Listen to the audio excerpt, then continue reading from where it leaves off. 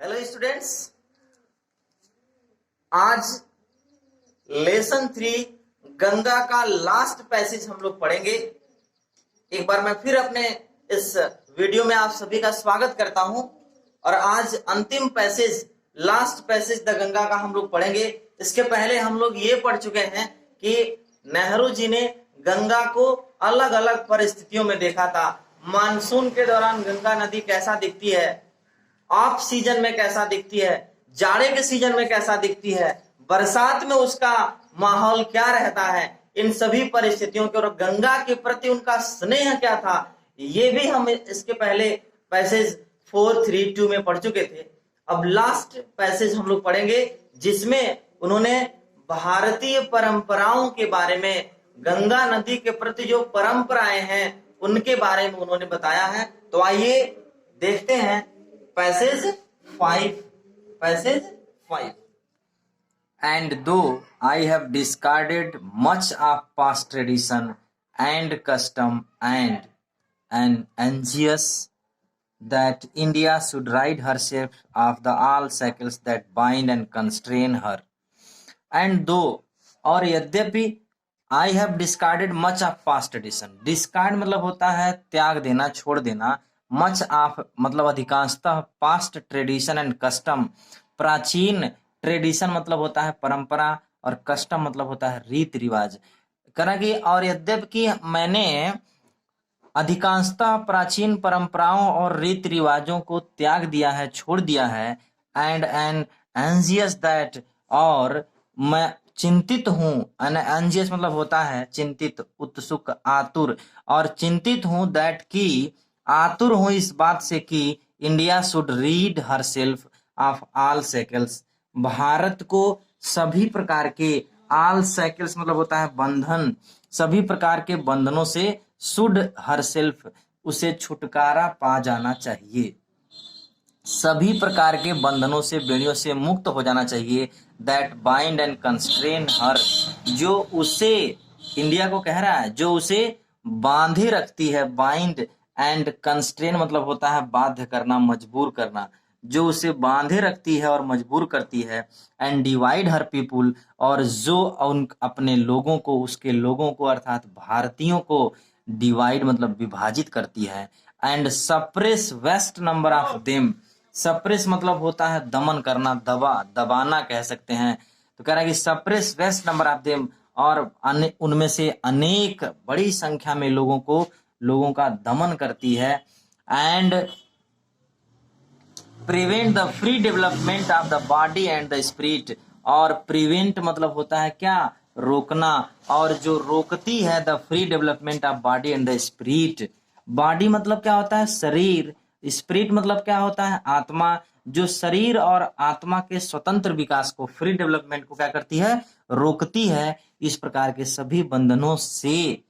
भारत को छुटकारा पा जाना चाहिए, इस बात को लेकर के मैं आतुर हूं। Though I seek all this yet I do not wish to cut myself off from the past that past completely. Though I seek, यद्यपि, आई सीक मतलब होता है चाहना, यद्यपि मैं चाहता हूं, ऑल दिस यह सभी, करा कि यद्यपि मैं यह सब चाहता हूं, एट फिर भी, I do not wish to cut, मैं नहीं, कट मतलब होता है अलग कर लेना, माई सेल्फ स्वयं को, of from the past completely, past से, पास्ट मतलब क्या हुआ, अति प्राचीन, भारत के प्राचीन परिस्थितियों से अपने आप को मैं पूर्ण रूप से कट नहीं कर सकता। कट यानी कि अपने आप को अलग करने की इच्छा नहीं रखता। I am proud of that great inheritance that has been, मुझे, आई एम प्राउड, मुझे क्या कर रहा है, प्राउड मतलब क्या होता है, गर्व, ऑफ दैट ग्रेट इनहेरिटेंस, मुझे उस महान, इनहेरिटेंस मतलब होता है विरासत पर, दैट हैज बीन जो हमारी रही है, जो हमें मिली है, एंड इज आवर्स जो हमारी रही है, हमको मिली है। And I am conscious that, और हमें, हमारा करा कि, और हमें कॉन्शियस, कॉन्शियस मतलब क्या होता है, विवेकशील होना, यानी कि और मुझे इस बात का बोध है दैट की too like all of us, हमारे जैसे सभी के सभी लोग, I am a link in the unbroken chain, हमारे जैसे सभी के सभी लोग, मुझे इस बात का विवेक है, मैं इस बात को जानता हूं, मुझे बोध है कि मैं भी सभी लोगों की तरह, ऑल ऑफ अस, हम सभी की तरह, I am a link in the unbroken chain, I पीछे दिया है यहाँ पे, तो कह रहा है कि I am a link in the unbroken chain. Unbroken chain का मतलब कभी न टूटने वाली जंजीर, अटूट जंजीर में एक कड़ी का अंग हूं, एक कड़ी हूं, इस बात का मुझे बोध है। Which goes back to the dawn of the history, जो गोज बैक मतलब ले जाती है, ले जाती है, goes back to the dawn of the history, इतिहास के डान मतलब क्या होता है, सवेरे, अर्थात इतिहास के शुरुआत में, जो इतिहास के आरंभ की ओर ले जाती है, जो इतिहास के आरंभ के साथ जुड़ी हुई है, in the immemorial past of India. Immemorial past of India का मतलब क्या हुआ, इमेमोरियल का मतलब क्या हुआ, इमेमोरियल का मतलब हुआ स्मृति, प्राचीन भारत की स्मृतियों में इतिहास के शुरुआत से ही, आरंभ से ही, आरंभ के समय जो हमें ले जाती है, उस चेन का, उस जंजीर का मैं भी एक कड़ी हूं, आप सभी के जैसे, हम सभी के जैसे। That chain I would not break, और वह कड़ी, उस कड़ी को आई वुड नॉट ब्रेक, मैं नहीं तोड़ूंगा, उस कड़ी को मैं नहीं तोड़ूंगा। करा कि फार, क्योंकि, फार मतलब के लिए भी होता है, फार मतलब क्योंकि भी होता है। आई ट्रेजर इट, क्योंकि मैं इसे, ट्रेजर मतलब होता है बहुमूल्य समझना, अर्थात खजाना भी होता है, क्योंकि मैं इसे बहुमूल्य समझता हूं। And seek inspiration from it, और seek inspiration,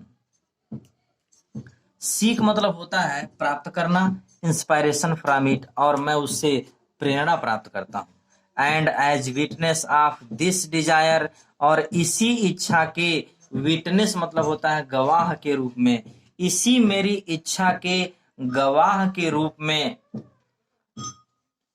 of desire of mind, and as my last homage to India, India's cultural inheritance, और as my last homage, homage मतलब होता है श्रद्धांजलि,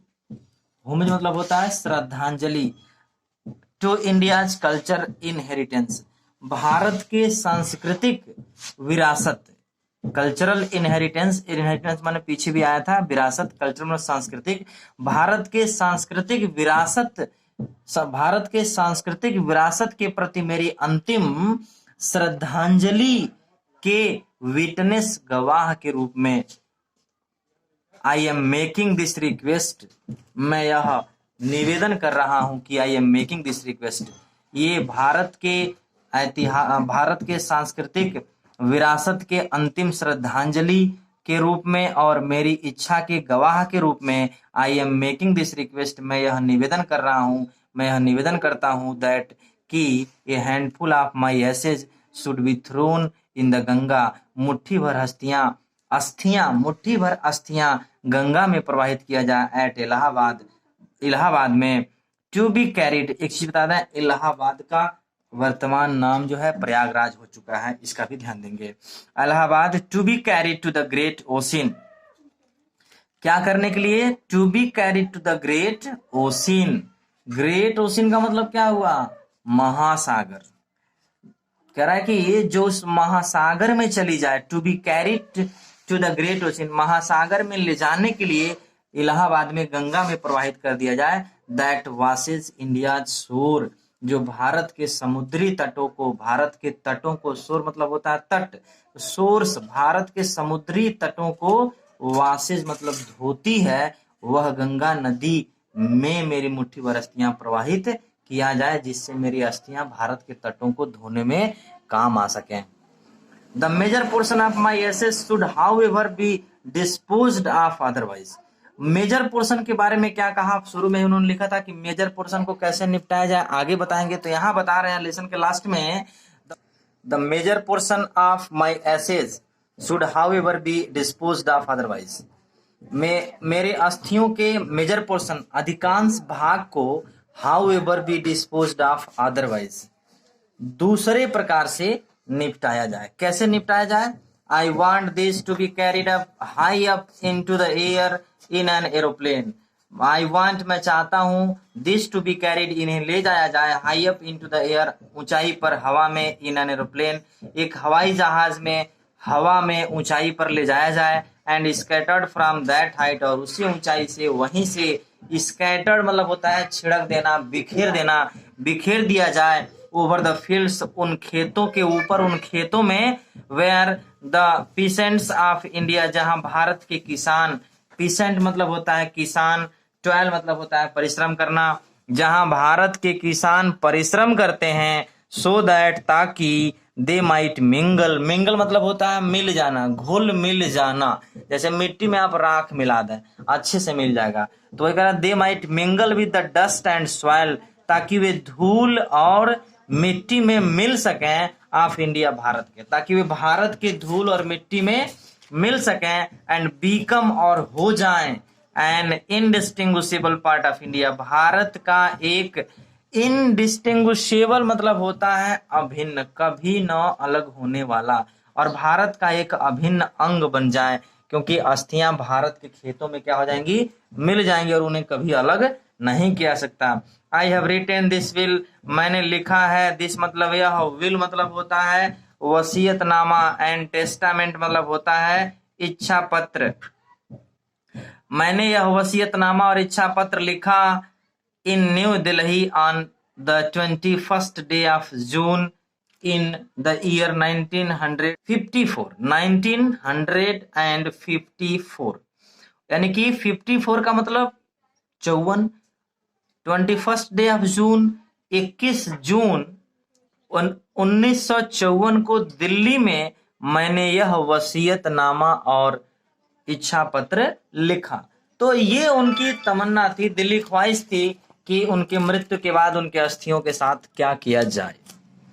ओके तो इस तरह से हम ये लेसन जो है समाप्त हुआ. अब आप इस लेसन को दोहरा लेंगे. अगर कोई समस्या आती है तो आप हमसे कमेंट बॉक्स में पूछ सकते हैं. Okay thank you.